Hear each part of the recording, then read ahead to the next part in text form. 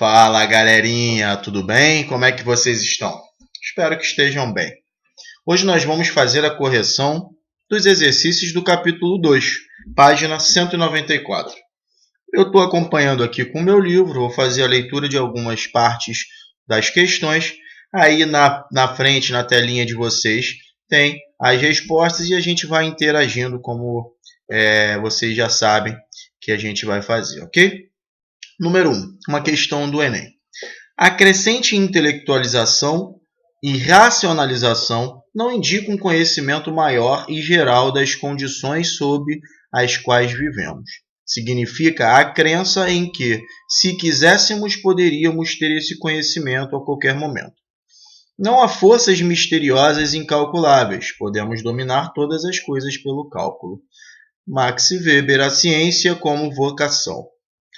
Tal como apresentada no texto, a proposição de Max Weber a respeito do processo de desencantamento do mundo evidencia, e aí nós temos algumas opções, né? Essa questão é respondida aí, como vocês podem ler, vamos ler junto. Para Max Weber, a modernidade ficou marcada pelo movimento disruptivo em relação às crenças e regras morais fundadas na religiosidade. O mundo moderno ficou marcado pelo racionalismo, isto é, pelo protagonismo do sujeito na busca dos significados para a vida em sociedade. O desencantamento do mundo de Max Weber é aquela ideia que ele tem, que nós falamos, de que através de uma sociedade moderna, tá, dessa nova concepção que se tem de uma visão ao qual a razão, a ciência, ela responde os fatos, não mais com a religião, tá? Essa ideia, então, faz com que haja um desencantamento com tudo aquilo que era mágico, que era místico e que era respondido de forma religiosa anteriormente. Então, há como ele coloca, um movimento disruptivo em relação às crenças. Tudo aquilo que era fundado moralmente através das religiões é exterminado, é esquecido, tá? Deixado de lado. E há uma nova vertente, uma nova visão. Hoje nós entendemos aí, obviamente, tá, que diversos fenômenos que acontecem são fenômenos que acontecem através da natureza, e nós podemos explicar cientificamente, nós podemos explicar através da nossa razão, e não somente, tá, através da religião. Existem ainda as explicações religiosas? Sim, mas a gente tem a noção de que as explicações científicas são muito mais contundentes, ok? Então, a questão que seria a correta seria a letra D, de dado. Afastamento de crenças tradicionais como uma característica da modernidade, ok? Número 2. Sobre a relação entre a Revolução Industrial e o surgimento da sociologia como ciência, assinale o que for correto. A sociedade industrial é predominantemente urbana. Esse cenário, ao longo dos tempos, ficou marcado pela concentração de pessoas e grupos originários de lugares distintos e com crenças discrepantes. As redes de sociabilidade nos espaços urbanos orientaram disputas de poder e divergências de classe. Essa nova realidade, aos poucos, passou a ser observada, refletida com base em determinados princípios teóricos e conceituais. A Revolução Industrial, ela traz à tona uma nova sociedade, uma característica nova de sociedade. Uma sociedade altamente urbana, altamente industrial, como é falado aí nessa resposta. As pessoas migraram dos centros rurais, dos meios, dos locais rurais, né? Há um êxodo rural, tá? Para os centros urbanos. E esses centros urbanos, eles acabaram se desenvolvendo, obviamente, porque ali começaram a viver diversas pessoas. Há, então, aí uma nova característica de sociedade. Dentro dessa característica nova, surgem aí diversas formas de relação. A relação ao trabalho assalariado, por exemplo, que as indústrias trazem, as relações de trabalho, da divisão social do trabalho, tá? As relações da construção urbana da cidade, tá? Então, essa nova sociedade que surge com a indústria, com a Revolução Industrial, que é colocada aí nesta questão. A resposta certa, então, seria a letra A.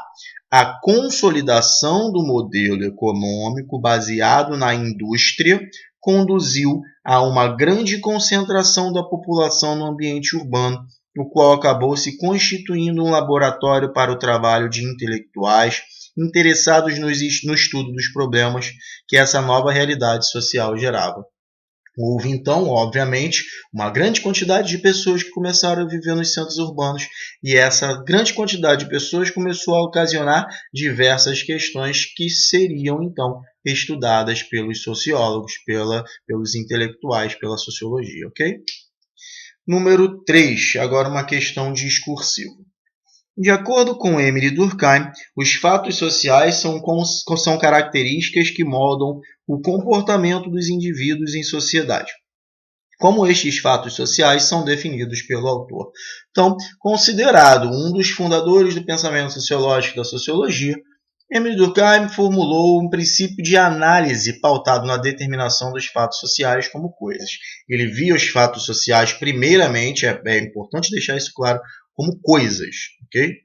De acordo com o pensador, os fatos sociais têm 3 características. São exteriores aos indivíduos, posto que ocorrem independente da vontade deles, são coercitivos, haja vista que exercem sobre eles uma ordem de regramento e, por fim, são generalizados, posto que extrapolam a dimensão do privado ou da comunidade. Aquelas 3 características que a gente trabalha quando a gente fala sobre os fatos sociais. Generalidade, por quê? Porque ele serve para todos daquela sociedade. Ele é generalista, tá? Ele generaliza, ele é geral. Exterioridade, porque ele está exterior ao indivíduo que nasce.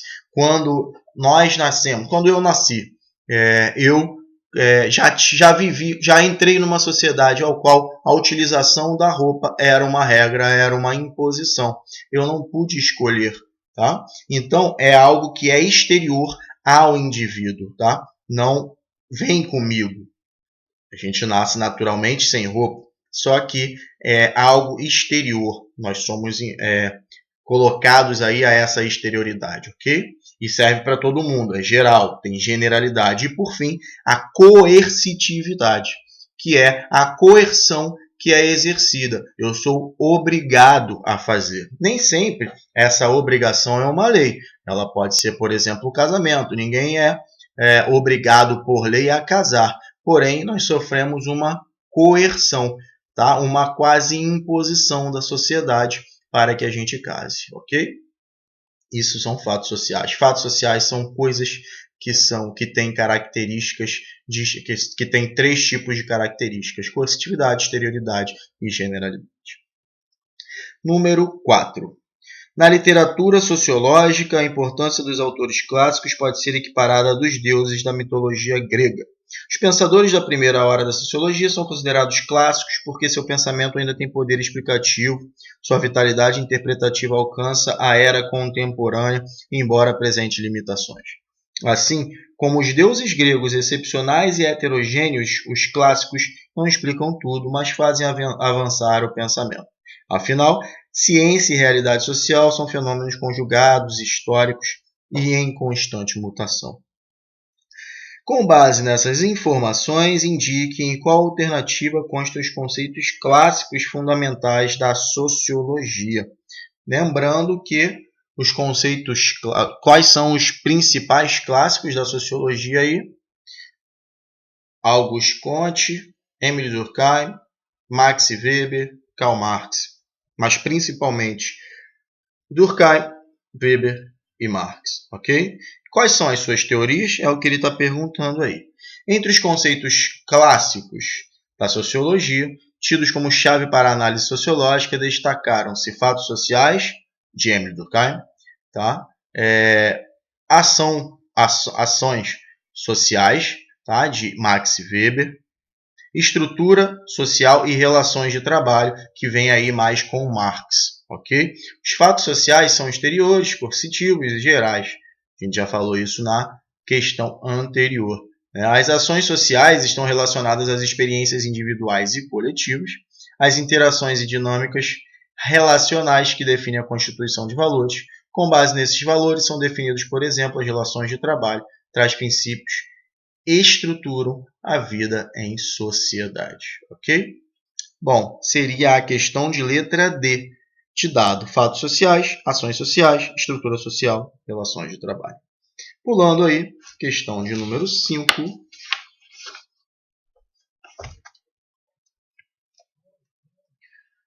Surgida no momento de consolidação da sociedade capitalista, a sociologia tinha uma importante tarefa a cumprir na visão de seus fundadores, dentre os quais se destaca Auguste Comte. Assinale a alternativa correta quanto a essa tarefa. Número 5. A sociologia surge no contexto da sociedade industrial. Falamos também isso anteriormente. A redefinição das relações sociais com base no modelo capitalista de organização e trabalho demandou o florescimento de novos princípios explicativos da realidade social, permitindo assim o surgimento de uma ciência da sociedade. Auguste Comte foi o cara para a formação dessa ciência da sociedade. Ele não chamou, num primeiro momento, de sociologia. Ele chamou de física social. Tá? Nós falamos sobre isso. Mas por que ele foi tão importante? Porque ele é o primeiro a chegar e falar, olha só, nós temos que estudar tudo isso que acontece dentro da sociedade, toda essa relação social, todas essas instituições, todas essas questões que ocorrem, esses fenômenos que ocorrem dentro de uma sociedade. O único problema de Auguste Comte era que, na sua concepção, esses estudos poderiam ser estudos exatos, que chegariam a uma resposta concreta e que seria quase que uma fórmula para ser colocada no mundo inteiro. Só que as sociedades são diferentes, elas têm questões diferentes em cada lugar do planeta. Então ele errou nisso. Com o passar do tempo, a ideia de física social como uma ciência exata, como uma ciência natural, cai por terra. E aí a sociologia como uma ciência humana surge. A resposta correta, então, seria a letra C. Contribuição para a solução dos problemas sociais decorrentes da Revolução Industrial, tendo em vista a necessária estabilização da ordem social burguesa. Por que essa questão é a correta? Porque na concepção de Auguste Comte, a física social, a sociologia anterior com esse nome, a física social, ele poderia ajudar a contribuir na harmonia da sociedade. Ele ia contribuir para que a sociedade pudesse chegar a respostas contundentes se ela fosse assim ordenada e assim progredisse. Ele era um positivista. O lema da nossa bandeira, por exemplo, do Brasil, Ordem e Progresso, é um lema positivista. Ok? Número 6. Por trás das disputas que os candidatos travam pela preferência do eleitorado, há uma base minuciosa de informações. Enfim, essa questão é um pouco grande, ela fala sobre a questão da eleição, do poder, e aí ela traz lá embaixo, a aplicação do modelo de pesquisa que aparece descrito no texto baseia-se principalmente na teoria sociológica de Max Weber. A utilização dessa teoria indica que os pesquisadores pretendem, e aí eles dão algumas informações.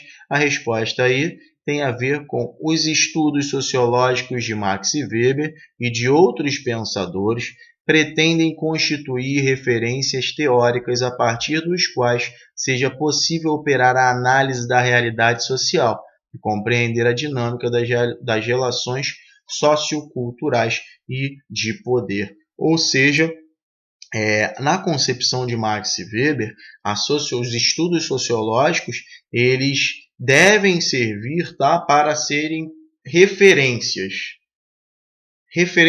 teóricos. Por isso que ele traz os tipos puros, o que mais acontece naquela situação. Então, aquele ali é um tipo puro, ou seja, ele acontece com mais quantidade em outros locais. Então, quando a gente for falar, quando a gente tiver algo que aconteça parecido aqui no Brasil com algo que acontece na China, nós estudando aquilo que acontece no Brasil, nós vamos ver qual é o tipo puro. O que acontece? Qual é a reação que ocorre, socialmente falando, daquele fato? E aí nós vamos poder tentar ver se na China é a mesma coisa. Então, para ele, a sociologia serviria para um referencial teórico, ok? Seria a letra E. Pesquisar os sentidos e os significados recíprocos que orientam os indivíduos na maioria de suas ações e que configuram as relações sociais. Por fim, número 7, nós vamos falar aí de uma questão discursiva. A bandeira do Brasil é mundialmente famosa pela sua frase Ordem e Progresso. Sabemos que essa frase tem sua origem na concepção positivista da ciência e que o positivismo inspirou o surgimento da sociologia. Atualmente é possível dizer que sociologia é capaz de de ajudar a criar uma sociedade de ordem e progresso? Justifique a sua resposta. O livro traz que não. Hoje a sociologia serve como uma abordagem crítica da sociedade. Sua intenção não é mais dar aos indivíduos subsídios para o progresso da sociedade, mas questioná-la e, a partir disso, abrir novas possibilidades de intervenção social. Assim, seus estudos não proporcionam uma situação de progresso e ordem, mas de constante transformação da realidade. Ou seja, se difere totalmente da ideia de Auguste Comte, que tinha essa ideia de que a sociologia, a física social, poderia servir aí como algo que pudesse ajudar no progresso da sociedade. A sociologia não é mais isso. A sociologia vai trazer uma gama de experiências, de ciência, de fatos, de experimentações que vão responder a diversas outras questões e que vão dar aí, mais uma vez, diversas categorias, diversas ideias para que a gente possa compreender, transformar a realidade através das ações individuais. Aprender sobre a sociedade é sempre importante para poder transformá-la, se assim quisermos, ou para poder manter aquilo que a gente compreende, que a gente entende que é correto ou não. Ok? Bom, galera, espero que vocês tenham feito os exercícios, agora com essa correção possam ver aonde erraram. Tá? Nosso próximo vídeo é sobre o capítulo 3, então prestem atenção, façam os exercícios também do capítulo 3 depois da videoaula, tá? Leiam o capítulo e nós vamos nessa conduta aí. Capítulo, um vídeo de capítulo, um vídeo de correção. Um vídeo do capítulo, um vídeo de correção, até chegar um momento na nossa avaliação ao qual eu vou fazer uma revisão, ok?